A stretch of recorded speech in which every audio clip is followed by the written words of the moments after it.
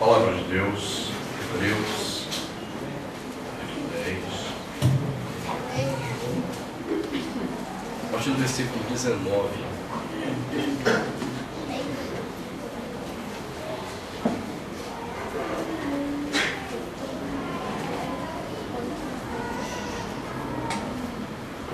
A palavra do Senhor Deus nos instrui, dizendo: tendo, pois, irmãos, intrepidez para entrar no Santo dos Santos, pelo sangue de Jesus,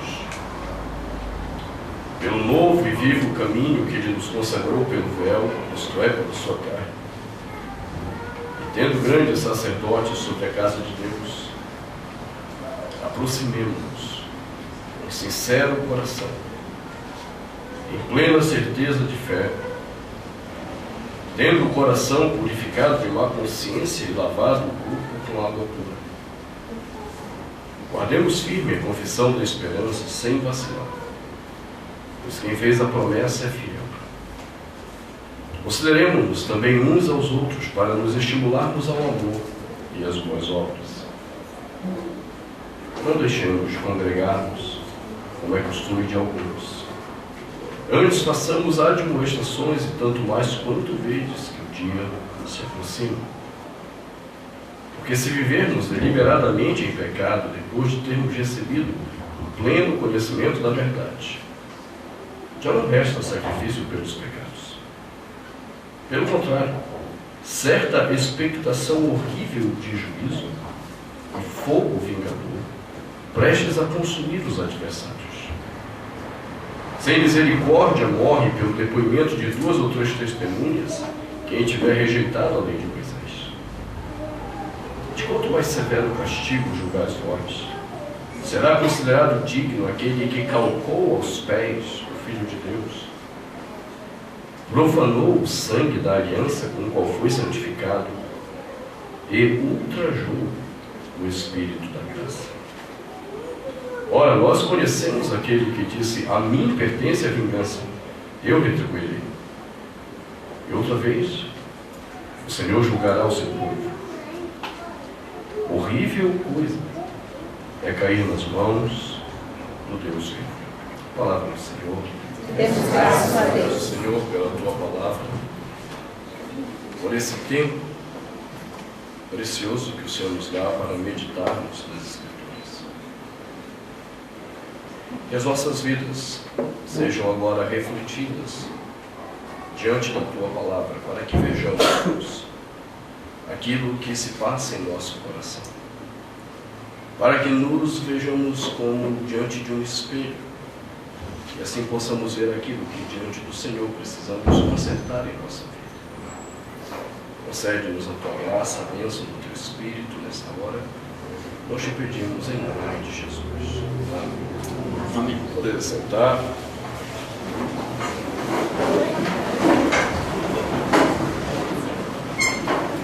Ao longo desse ano, nós temos meditado, e para mim tem sido um privilégio poder expor esse texto de Hebreus.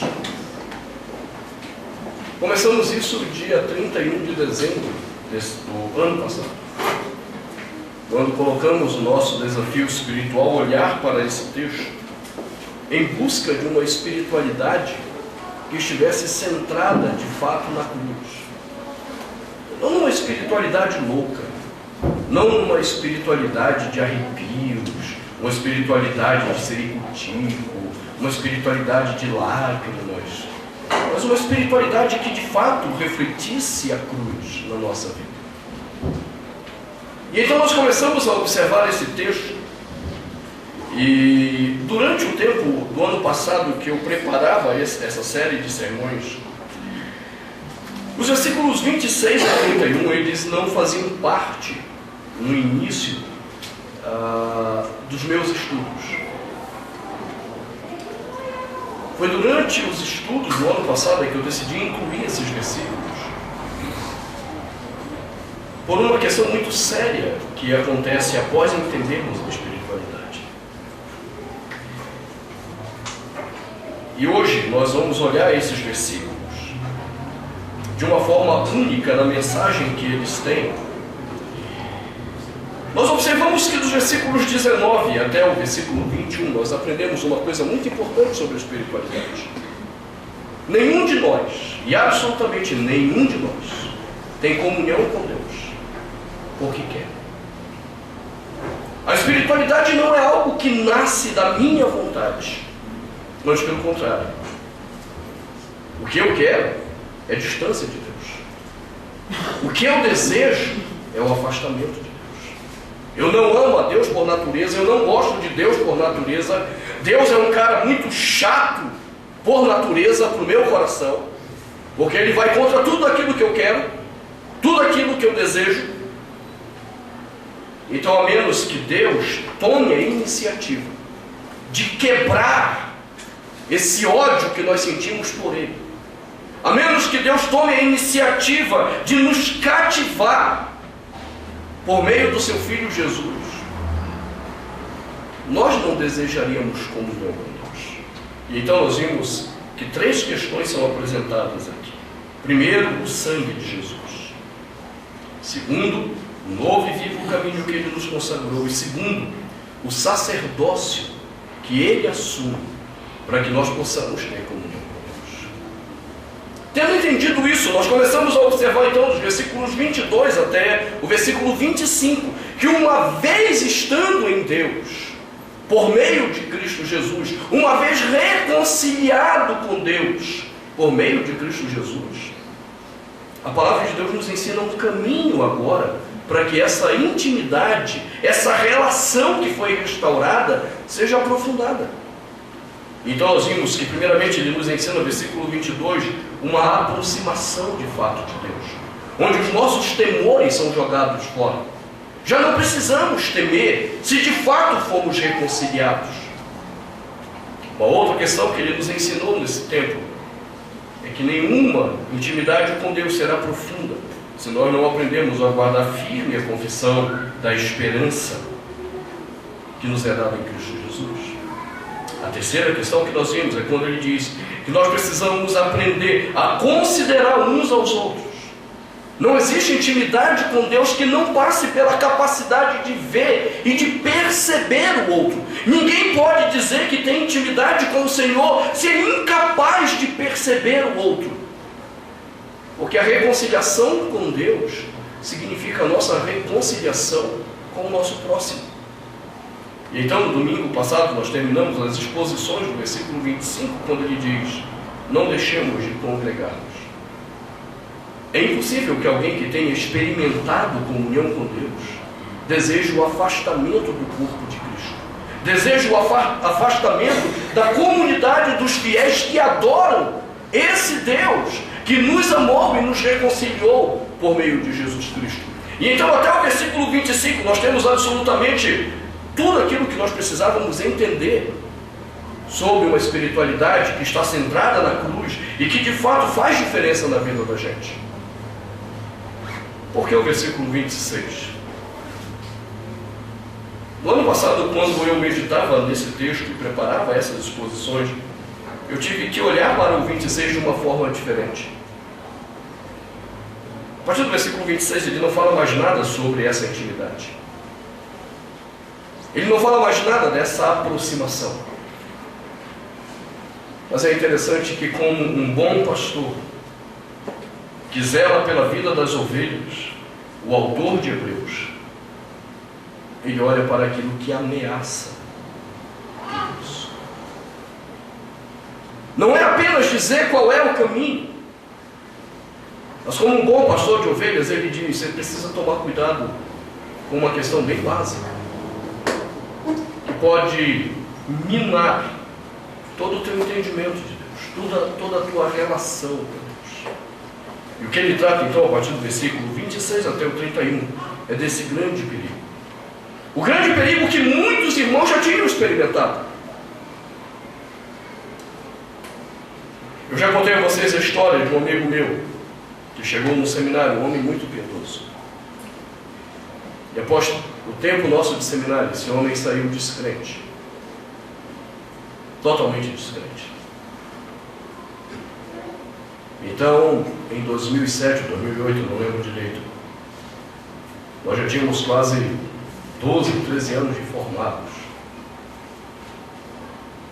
Esse rapaz, numa situação de vida muito boa, ele era supervisor de alguma área da Caixa Econômica, ganhava muito bem, pai de 2 crianças, casado. Hoje, necessariamente, ser pai de 2 crianças quer dizer que seja casado. O mundo está muito confuso hoje. Hoje a gente está tendo que falar assim nos mínimos detalhes, porque está muito confuso. Esse rapaz, nessa época de Natal, ele foi a um prédio muito alto de Campinas e se jogou e se matou.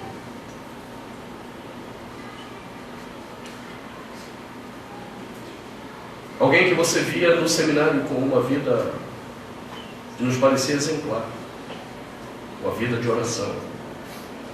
Nós brincávamos com ele dizendo que ele era o Daniel da nossa turma, um homem que orava 3 vezes ao dia, fora café, almoço e janta. Porque os horários dele de oração não era café, almoço e janta, eram horários mesmo, reservados para orar, estar com o Senhor. E hoje um homem já perdido, morto. Esses dias eu fui com o Josi lá na feira, e a deixei lá e fui tomar um café. Só que no meio do caminho havia uma livraria. E eu cedi a tentação. Não tomei o café, fui para a livraria. Ô idolatria maligna. Na verdade, era um sebo. Eu estava olhando os livros e achei um livro de um teólogo chamado Bart Ehrman. O nome do livro é Quem é Jesus? E mais uma vez eu fui ler a introdução, muito parecida com a que tem no livro, o que Jesus disse, o que Jesus não disse, onde Bart Ehrman conta o testemunho da vida dele. Que aquilo não é um testemunho. Ele conta e dá o testemunho de como ele se desconverteu da fé cristã. Mas o que é interessante é você ver a história dele pautada também de novo numa vida, num primeiro momento, muito apegada à palavra de Deus, uma vida muito apegada à oração, ao trabalho evangelístico, aquele fervor todo. E de repente se tornou um dos maiores céticos. E é um negócio meio doido, porque ele se tornou um cético que foi estudar a Bíblia. Então ele fez um mestrado para desacreditar de vez e um doutorado para desacreditar de vez. E quem não conhece os meandros da pesquisa, da academia, lê aquele livro e pensa que tudo que ele está dizendo é verdade. Eu pude ler ali um tempo, tanto é que José depois disse, cadê você? Esqueci do café. Eu estava lendo lá um pouco esse outro livro dele, e a exemplo do primeiro livro que eu li, muito do é possível, talvez, provavelmente, um monte de conjecturas que ele vende como se fossem verdades. E os leitores desavisados que não sabem ler esses provavelmente, talvez, e acham que é verdade, compram como se ele estivesse dizendo a verdade. O problema é que ele passou a acreditar nas elucubrações dele. E hoje é um homem totalmente cético. Esse é o perigo do versículo 26. Ele já havia alertado o escritor de Hebreus no capítulo 6. Observe novamente comigo, já mencionamos isso. Alguns irmãos que haviam entrado na comunidade da fé, versículo 4, e experimentaram coisas fantásticas. Pessoas que foram iluminadas, como ele diz no versículo 4, ou seja, eles tiveram o entendimento real da verdade. Foram pessoas que provaram o dom celestial, ou seja, experimentaram ações maravilhosas de Deus, talvez sinais e prodígios na vida da igreja. Eles se tornaram participantes do Espírito Santo, ou seja, não somente viram, mas também foram usados pelo Espírito. Eles provaram a boa palavra de Deus. Eles não estavam numa igreja antibíblica. Eles estavam ouvindo uma palavra bíblica. E também experimentaram os poderes do mundo vindouro. Se nós olharmos o capítulo 11, algumas questões de ressurreição que o escritor de Hebreus menciona, provavelmente explica o que são esses poderes do mundo vindouro. Você entendeu? Que eles provavelmente, porque nós não temos muita certeza do que ele quer dizer com esses poderes do mundo vindouro. Mas uma das questões era a ressurreição, e ele a menciona no capítulo 11. Então, nós temos a ideia de que esses irmãos também viram casos de pessoas mortas ressuscitarem. E a despeito deles terem sido iluminados, terem provado o dom celestial, serem participantes do Espírito Santo, provarem a boa palavra e também provarem os poderes do mundo vindouro, a despeito disso tudo, eles caíram.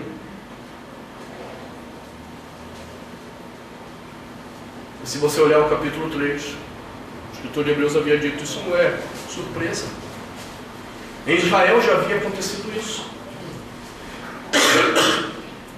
Israel saiu do Egito com a mão poderosa do Senhor, fazendo grandes obras no Egito. Todas as 10 pragas visíveis saíram, viram o maná, viram o mar se abrir, viram um monte de coisa, e a despeito de Moisés ter ido ao monte, e porque Moisés demorava, fizeram o bezerro de ouro. Experimentaram também. E agora o escritor de Hebreus diz, olha, isso é perigoso. Porque há muitas pessoas experimentando todas essas coisas verdadeiras. E elas não têm percebido o perigo de se tornarem apóstatas daquilo que um dia elas declararam com todo o coração sobre Deus.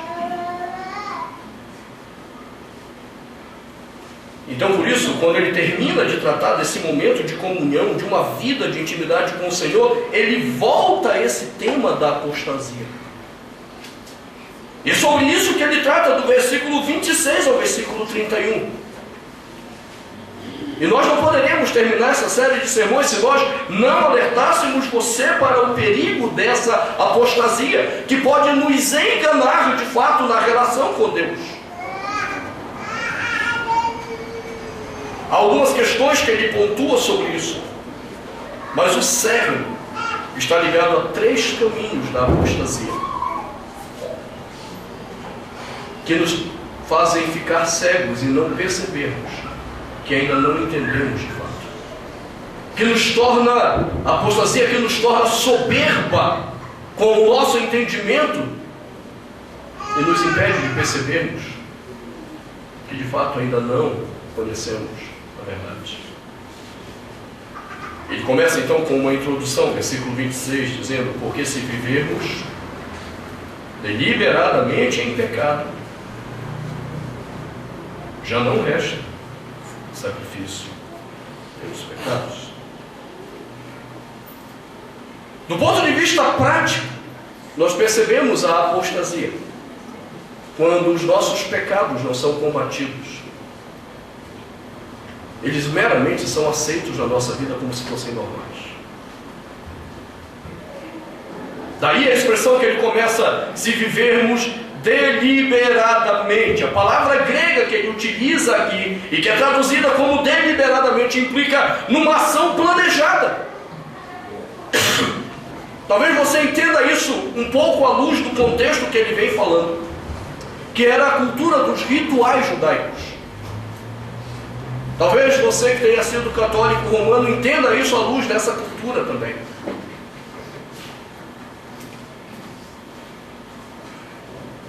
Em Israel, havia a prática já na época de Isaías.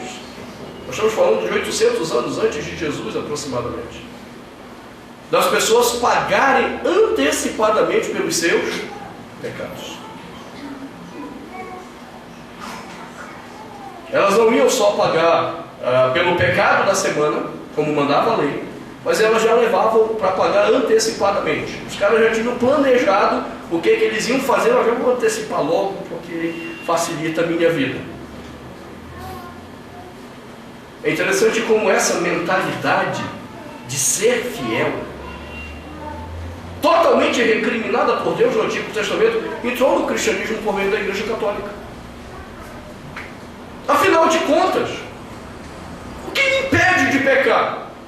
Se eu posso chegar na sexta-feira, fazer a minha confissão ao padre, receber a penitência e está tudo bem.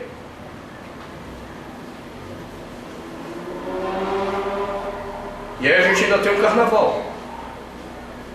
Não, vamos liberar o povo, é muito difícil manter essa pena de santidade, vamos dar um tempo para o povo pecar à vontade, cair na gandaia. Aí na quarta-feira tem a quarta de cinza, olha vai lá piedosamente, perdão, porque eu fiz isso. É interessante que muitos evangélicos passaram a entender o confronto do pecado assim, como um confronto penitencial. O que mais eu tenho encontrado de pessoas no aconselhamento bíblico que lutam com alguns pecados é esse conceito católico romano que entrou nas igrejas evangélicas. E eu dou risada, depois eu é que sou o católico. Porque eu visto essa roupa, eu sou o católico. E os caras não percebem que todo o seu comportamento é católico romano. Aí eles chegam lá, não, pastor, eu estou lutando com o meu pecado e tal, certo? O que você tem feito, irmão? Não, olha, toda vez que eu peco eu vou lá, me arrependo. Não, você não foi se arrepender. Porque se você se arrependesse, de fato, você teria abandonado o pecado. Você teria rejeitado o pecado. Mas aí a pessoa ela começa a se acomodar, de que se eu dobrar o joelho, Deus vai me perdoar, e pronto. Aí vai lá e faz de novo, toma-te. E aí olha, toma-te. Não. Isso é pecar deliberadamente. Aqueles que têm experimentado a vida com Deus, aqueles que têm experimentado intimidade com o Senhor, eles sofrem, eles se angustiam com os seus pecados. Não é que eles não pecam, mas eles não buscam subterfúgios penitenciais para trazer paz ao coração. Eles não buscam penitência para se sentirem bem. Na verdade, eles compreendem a profunda ofensa a Deus.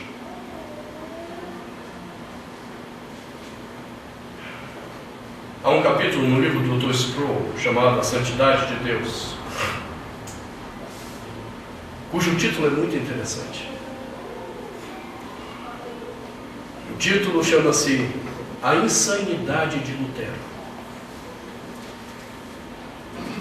Porque muitos historiadores, querendo denegrir a imagem de Lutero, pintam essa imagem de um homem meio doido, de um cara atormentado.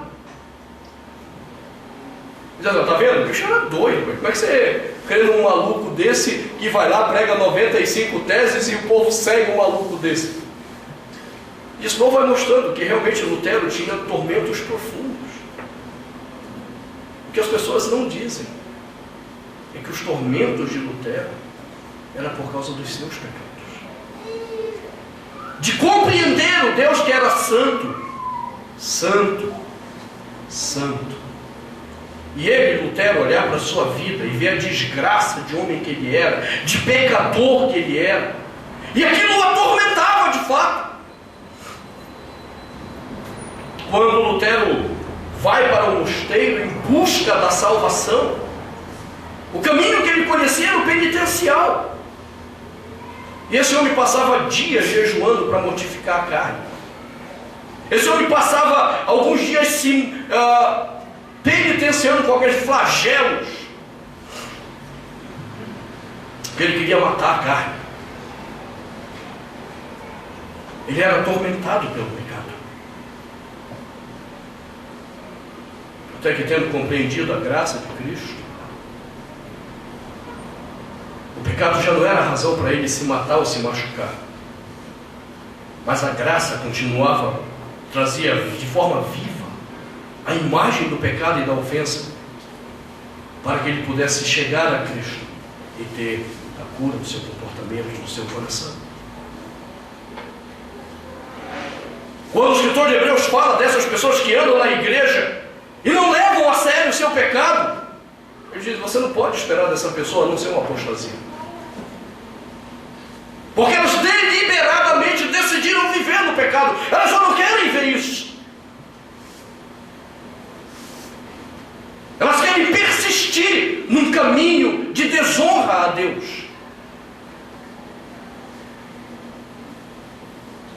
É o que mais a gente tem visto. E igrejas que, em vez de santificarem a sua forma de viver, de caminhar, elas profanam. Elas mundanizam a igreja para que os homens continuem cegos e continuem clamando o nome de Deus sem perceber que Deus não os vê nem os ouve,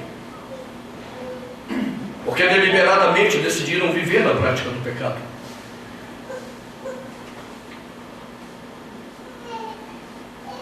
Eu vou tentar ser um pouco eufemista para você entender as loucuras que nós estamos vivendo por causa das crianças.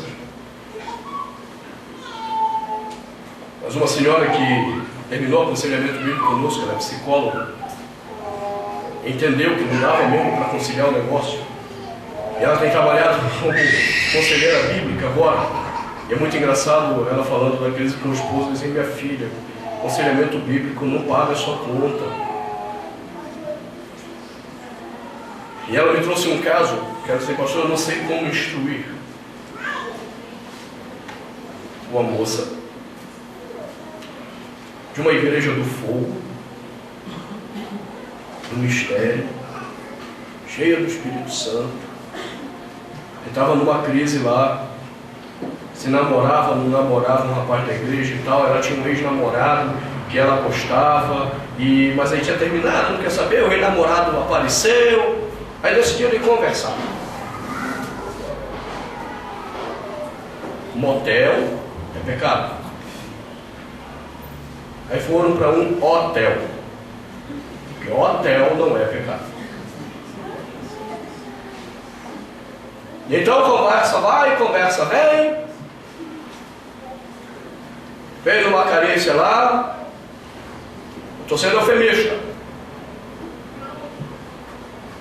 Não houve o ato em si, mas houve outros atos. E aí quando essa conselheira confronta: não, porque aquilo não é sexo.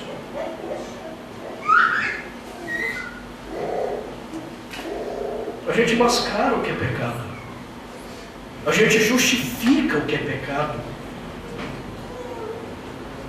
Isso é pecar deliberadamente. Você sabe que é. Você pode tentar encobrir isso. Você pode tentar mascarar, mas você sabe que é pecado. E isso então é típico daqueles que, estando no meio do povo de Deus, não entenderam nada. Não entenderam nada.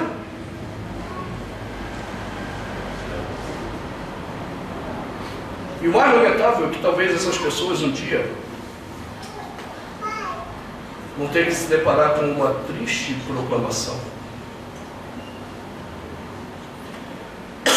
apartai-vos de mim, malditos, para o fogo do inferno. Apartai-vos de mim, aqueles que praticam a iniquidade,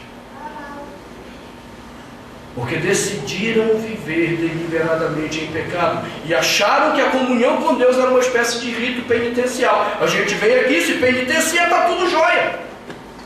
Não está tudo jóia. Se nós não estivermos dispostos a expurgarmos de fato o pecado que tenazmente nos assedia. Ele vai dizer isso no capítulo 12. Observe lá essa expressão que ele usa. Nós temos uma nuvem de testemunhas que nos rodeiam e nós precisamos então nos desembaraçar de todo o peso e do pecado que tenazmente nos assedia. Aqueles que compreenderam a graça ofertada por Jesus, aqueles que buscam intimidade com Deus, percebem a intimidade à medida que o pecado começa a ser rejeitado na sua vida. E nós teremos oportunidades quase que diárias para pecar. da forma mais simples, leve, à forma mais pesada e grotesca. E aqueles que de fato estão experimentando intimidade com o Senhor lutarão contra tudo isso, porque agora amam o Senhor. Após pontuar essa questão de que a apostasia é reconhecida por um viver deliberado, planejado de pecado,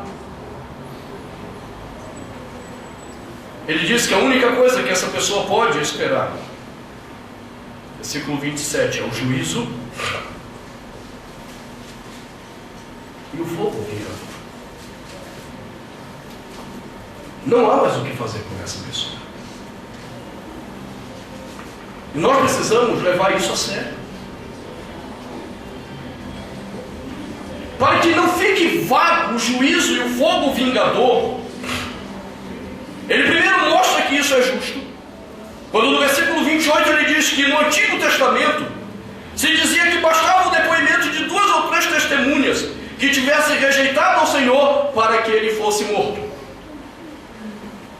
O que é interessante é que se você pegar o texto de Deuteronômio que trata dessa ordem para matar essas pessoas, ali estava ligado à idolatria.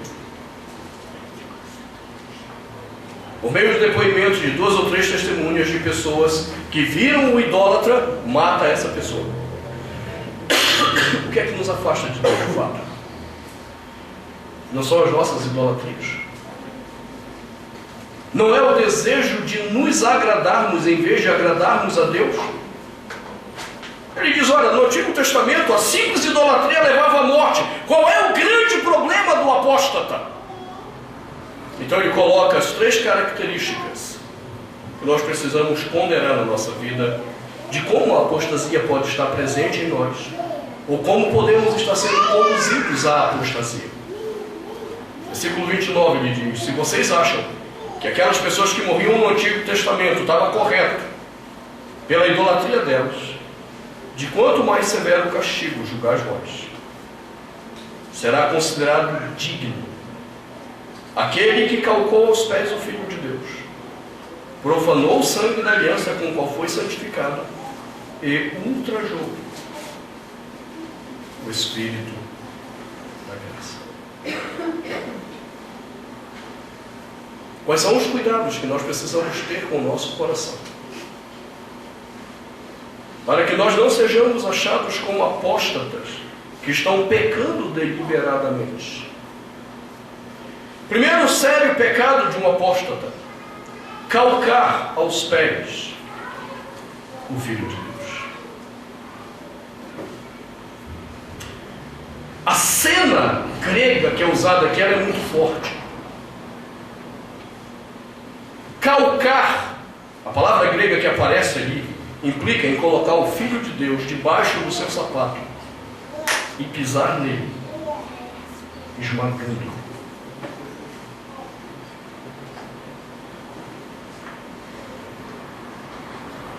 É o desprezo com a pessoa de Jesus. Total desprezo com a pessoa de Cristo. Quanto tempo nós gastamos da nossa vida, do nosso dia, para conhecer de fato Jesus?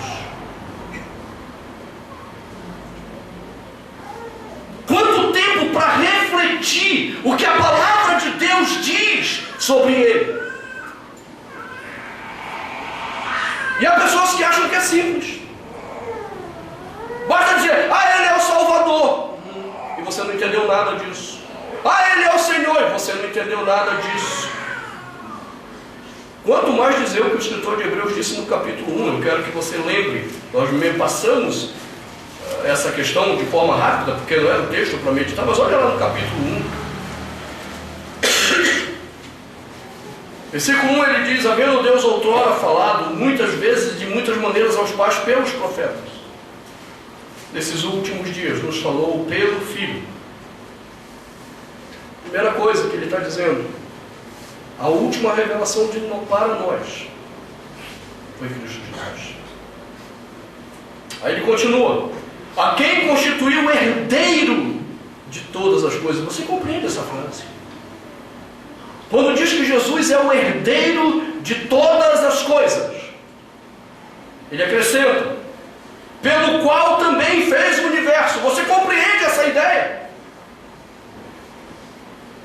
Eu achei interessante, a primeira vez que nós trouxemos o Adalto Lourenço aqui em Brasília, foi numa igreja lá no Brasil para Cristo que nós o levamos, e tinha um participante que, quando o Adalto mencionou que Cristo Jesus fez o universo, aí a pessoa, professor, não foi Deus que fez o universo? Uau! Anos de igreja, e ela não sabe distinguir.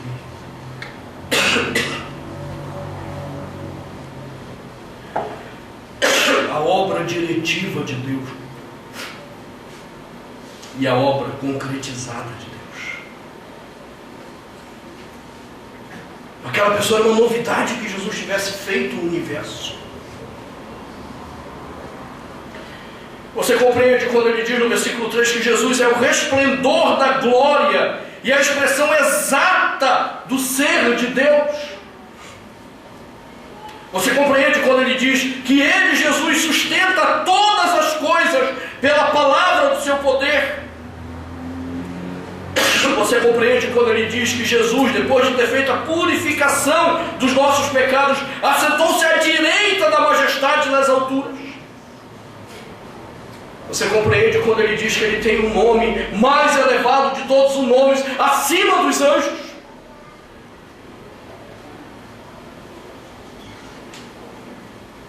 A sua resposta é não. O que eu preciso dizer a você é que eu espero que você seja convertido de verdade. Porque você tem um ótimo eixo de apostasia para começar na sua vida. Você não compreende quem é o seu Salvador. Você não tem gastado tempo para entender quem é Jesus. Talvez ele tenha se tornado exatamente um mero ritual. E nada mais do que isso.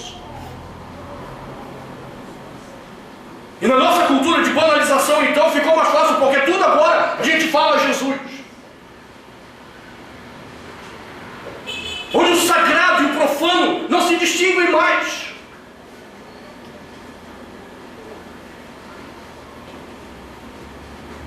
Onde antes se cantava, entra na minha casa, entra na minha vida, e depois fazem pagode com a mesma música, comendo churrasquinho e bebendo cerveja. Não existe mais a noção de sagrado e profano. E no lixo, na lata de lixo dessa profanação, foi Cristo Jesus também. Observe o comportamento de um apóstata. É exatamente o comportamento de quem não compreende quem é o seu Senhor. E então, com o tempo, ele passa a desprezar o seu Senhor. Ele começa a achar que Jesus, no final das contas, é apenas mais um líder espiritual que existiu. Eu fico surpreso quando eu vejo crentes empolgados com Dalai Lama. Porque disse Dalai Lama. Quem é Dalai Lama?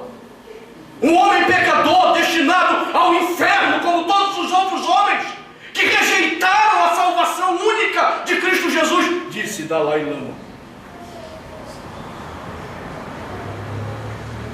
Nós tomamos as palavras desses homens como se elas fossem santas, porque nós desconhecemos quem é de fato Cristo Jesus. Talvez a gente gaste mais tempo para aprender quem é Zaratustra do que para aprender quem é o Senhor Jesus. A característica daqueles que vivem deliberadamente em pecado passa pela incapacidade de compreender quem é o seu Senhor.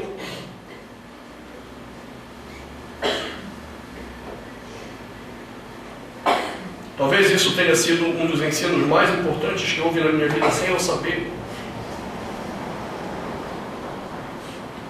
Talvez tenha sido uma das heranças mais ricas da minha vida, tenha sido sobre essa questão, sem eu saber.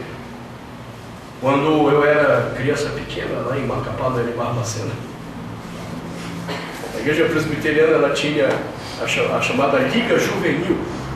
Depois houve uma divisão, virou União Presbiteriana de Crianças, depois União Presbiteriana de Adolescentes. Você vê, eu sou da época antes da divisão dos departamentos. Rapaz, é quase um memorial vivo.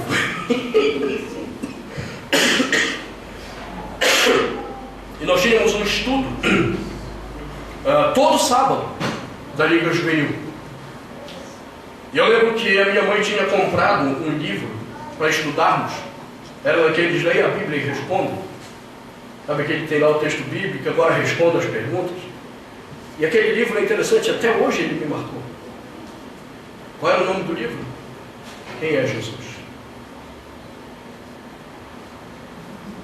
Quem é Jesus? E para minha surpresa, esses dias atrás, eu reencontrei ainda com a mesma capa. Eu disse, Jesus, esse povo nem melhorou a capa, né? Mas toda vez que eu lembro do porquê das minhas lutas com o pecado, porquê que às vezes eu me angustio com os meus pecados, porquê que às vezes eu acho que eu não cheguei no nível de Lutero, mas às vezes eu tenho algumas crises de insanidade com os meus pecados, é porque eu sei quem é Jesus para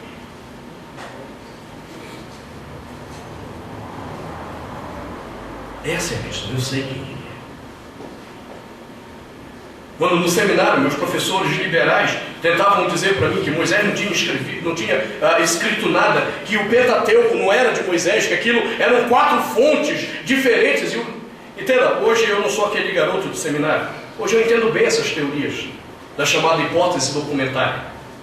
Mas naquela época eu era um garoto de 18 anos que amava os Beatles e os Rolling Stones. Não, essa parte não. E eu ficava confuso. Como assim Moisés não escreveu nada? E aí eu ia para a biblioteca para ler, para tentar entender algumas coisas. Eu lembro que um dia, agora já com alguma argumentação para contrapor meus professores, um professor meu olhou para mim e disse, Williams, me diga uma coisa, qual é a tua dificuldade? Por que você não pode entender? Ele estava com raiva de mim. Você vê que esse negócio das pessoas ficarem com raiva de mim já é antigo. Por que você não pode entender de vez que Moisés não escreveu porcaria nenhuma? E desse jeito, eu não estou exagerando. Eu olhei para ele e disse, simples. Porque em todas as afirmações do Pentateuco, o Senhor Jesus atribuiu a Moisés, ele disse que foi de Moisés. Que resposta eu recebi do meu professor? Disse, é isso? Você não entende que Jesus apenas se acomodou aos costumes da época dele? Eu disse, não, eu não entendo. Porque o que eu vejo nos evangelhos é exatamente o Cristo que nunca se acomodou aos costumes da sua época. Por isso ele chocou tanto, por isso ele escandalizou tanto. E não seria numa coisa tão pequena como essa que ele ia se acomodar a uma questão cultural. E esse meu colega que se matou, e estava no dia na sala de aula, e ele estava mais irado ainda, porque ele já era extremamente liberal no posicionamento dele. E ele olhou para mim com muita fúria e disse, cara, você é um idiota mesmo. Você não saca que Jesus não sabia nada de exegese?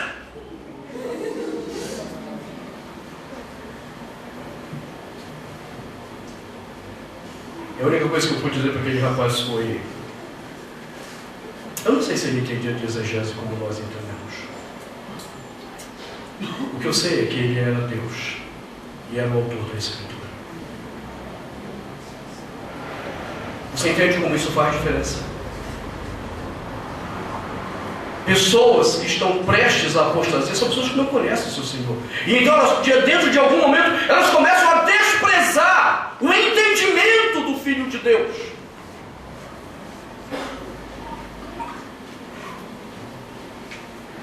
Quanto mais intimidade com o Senhor, mais eu conheço o seu Filho. Mais eu sei quem Ele é. Há um segundo problema que ele coloca do apóstolo. Não é apenas que ele calca os pés ou despreza o Filho de Deus. Ele profana o sangue da aliança. Um dia esse cara acreditou que o sangue derramado na cruz do Calvário foi suficiente para perdoar os pecados. Ele compreendeu que ali naquela cruz, no momento que o sangue é vertido, uma dívida está sendo paga. Mas por entender isso apenas como uma figura bonita, uma cena impactante, com o tempo ele começa a esquecer o preço da cruz. Quanto de fato foi aquele valor pago? Entenda, a apostasia ela pode entrar de uma forma tão simples na igreja. Ela pode começar por uma música que começa bonita e termina mal.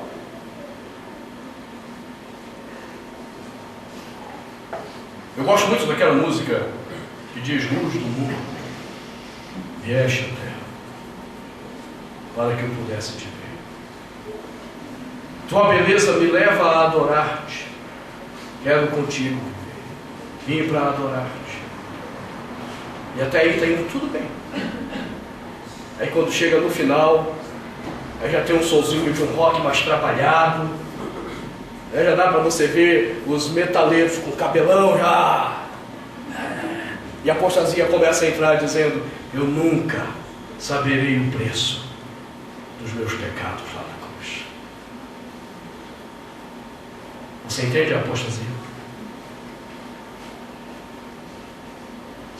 Se você sabe que o preço dos meus pecados foi o sangue, como é que você diz que não sabe o preço? É porque você talvez nunca tenha dimensionado a seriedade daquilo. E em letras pequenas como essa, a apostasia vai se instalando no coração dos homens.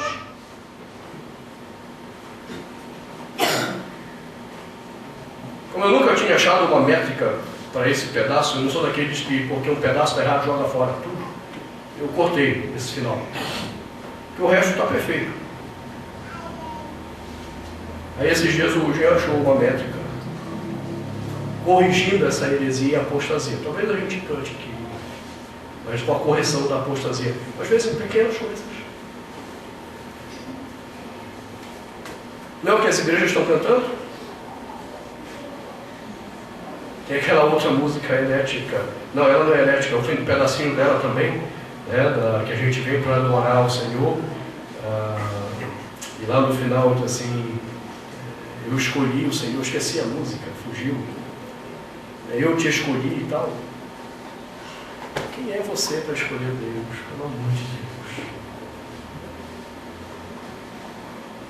Cristo foi muito claro: não foram vocês que me escolheram, não.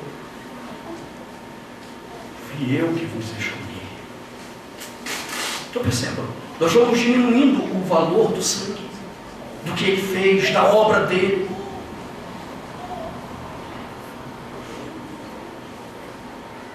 Se eu perguntasse para você por que Cristo tinha que morrer numa cruz,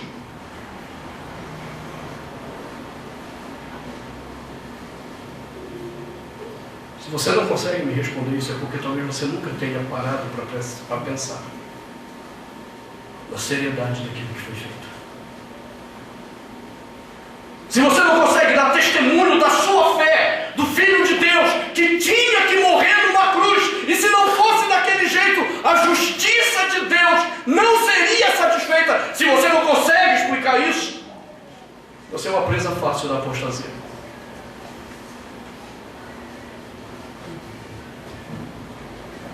Daqueles que em pouco tempo vão estar justificando o pecado.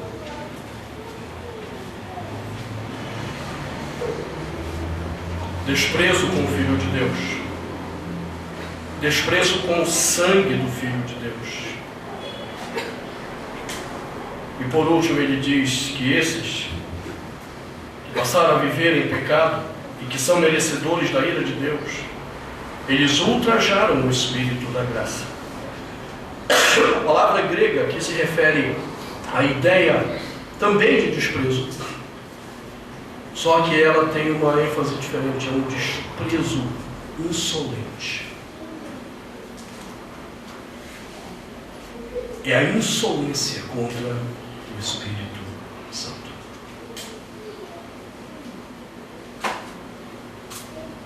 que é interessante porque é o único lugar no Novo Testamento que ele chama o Espírito da graça.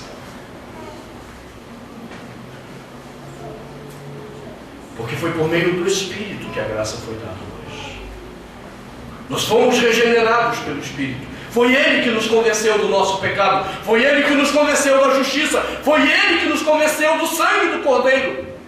E Ele aplicou tudo isso na nossa vida para que houvesse redenção. Então, de repente, para muitos dentro da igreja, isso são apenas conceitos. E quando a gente vê, eles estão brincando de forma insolente contra o Espírito.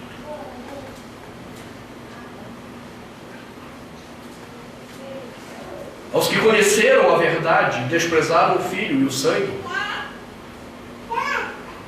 não há mais o que fazer. Eles estão condenados. Já contra o Espírito, não precisa conhecer a verdade. Basta ser insolente para que você não seja salvo. E nós precisamos levar isso muito a sério, porque Jesus disse que todo o pecado ele será perdoado. Mas a blasfêmia contra o Espírito Santo, esse não tem perdão. Veja como nós estamos abertos à apostasia. Hoje à noite, muito provavelmente, há um monte de pseudos ex-satanistas dando testemunho de como foram salvos, de como Jesus os salvou. Se você leva a sério a palavra de Deus, não existem pseudos ex-satanistas. Satanistas não podem ser convertidos.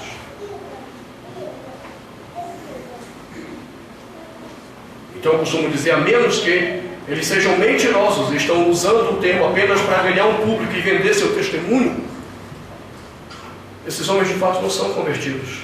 Eu tenho até dúvida também se estão vendendo, se são convertidos, mas ainda tenho alguma esperança. Mas se de fato eles eram satanistas, não há nenhuma esperança de salvação.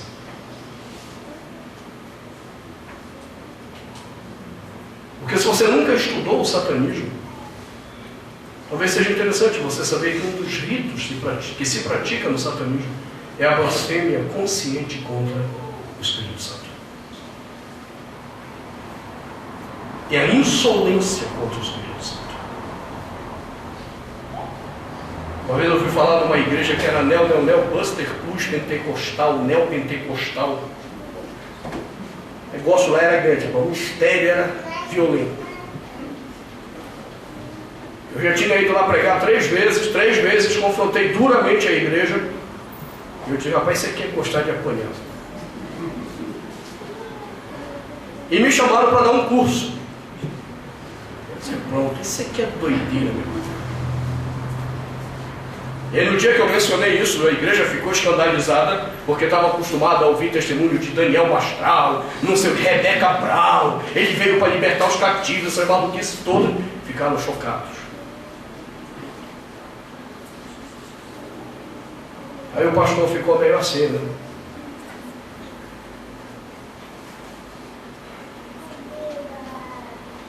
Aí na outra semana eu voltei para continuar o estudo. Aí ele pediu a palavra. Antes de começar, eu disse, irmão, você é expulso publicamente lá.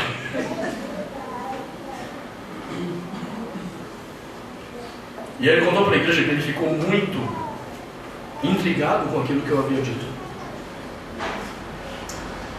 E ele é um funcionário público que trabalhava com um cara que era satanista. E ele orava muito pela conversão desse satanista. Então um dia ele chamou a parte desse satanista e disse, cara, você é satanista mesmo? Eu sou. O que você acha de eu orar pela sua conversão? Aí o cara começou a rir e disse assim, cara, você é ridículo.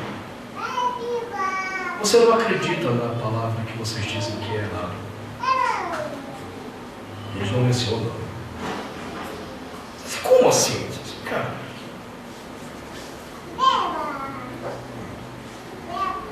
para eu fazer um ritual de satanismo,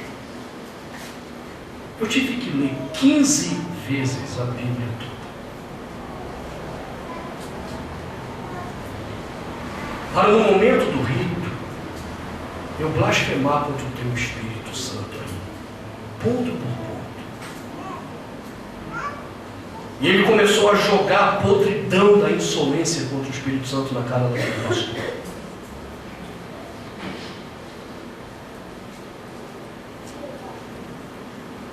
E aquele pastor ficou arrasado.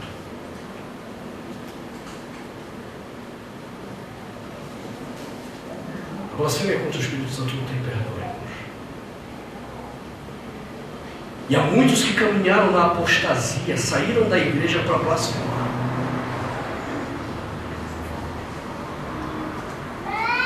Se você crê no que a palavra de Deus diz, esses homens não têm salvação.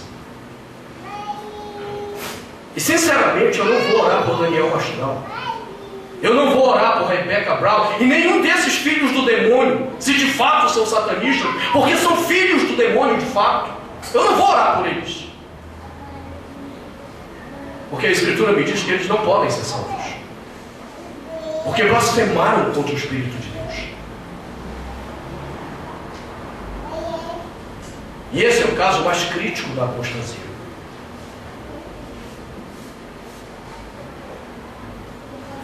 Eles se tornaram insolentes contra o Espírito do Senhor.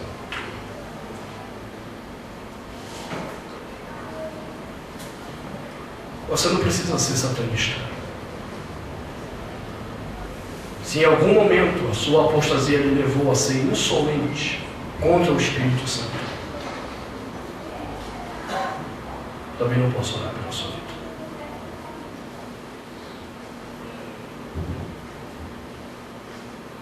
Tenho certeza da sua condenação.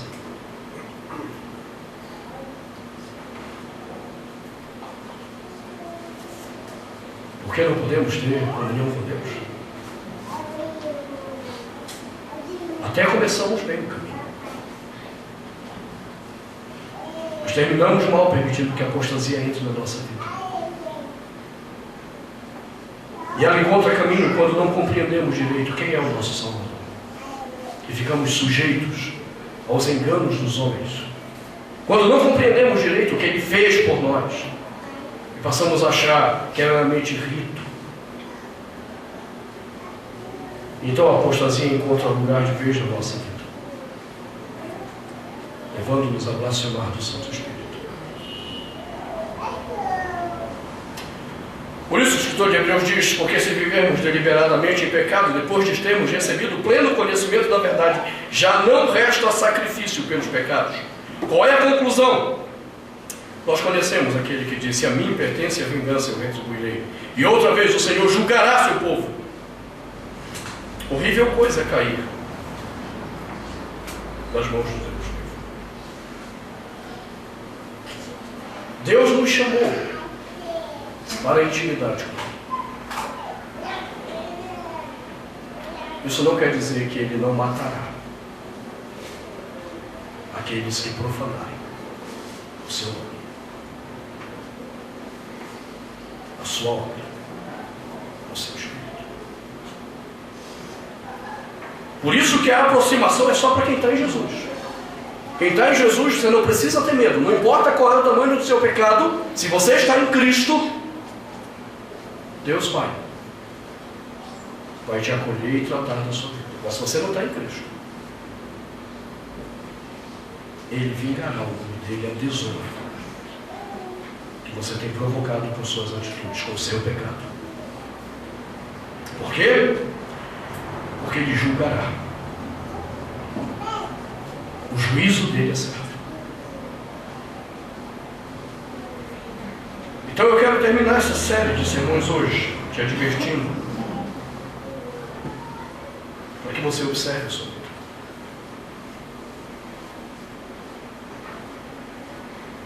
Se pouco você conhece de Jesus, pouco de intimidade você tem. Perto da apostasia você também se faz. Se você não compreende aquilo que te foi ofertado por meio de Jesus e não se entregou em fé, perto da sua condenação também você está.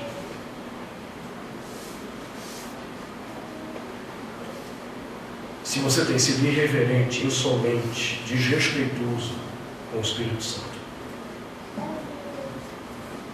vigie para que você não seja achado entre aqueles que blasfemaram e verão com certeza condenação. Se somos chamados à intimidade, somos também chamados à responsabilidade do que cremos e da forma como vivemos. Feche seus olhos. Senhor nosso Deus, nosso Pai querido, obrigado por esse tempo que o Senhor nos permitiu examinar esse texto da tua palavra. Obrigado pelas riquezas profundas da vida contigo que o Senhor nos ensinou.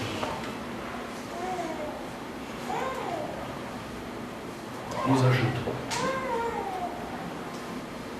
Para que o nosso coração esteja disposto a Ti. Para que a nossa vida esteja disposta para o Senhor. Para que não deixemos de combater o bom combate contra o pecado na nossa vida. A fim de que, acolhidos por Ti e tratados pelo Teu amor, vejamos a nossa vida caminhar em santidade de forma agradável aos Teus olhos. Nos ajuda a compreender melhor o nosso Salvador, o Teu Filho amado. Nos leva a crer nas Suas palavras. Para que mesmo chegando o momento em que não compreendamos algumas coisas, a palavra dele continue sendo crida e seja para nós o norte da resposta que deveremos dar. Nos ensina uma vida de reverência com o Teu Santo Espírito.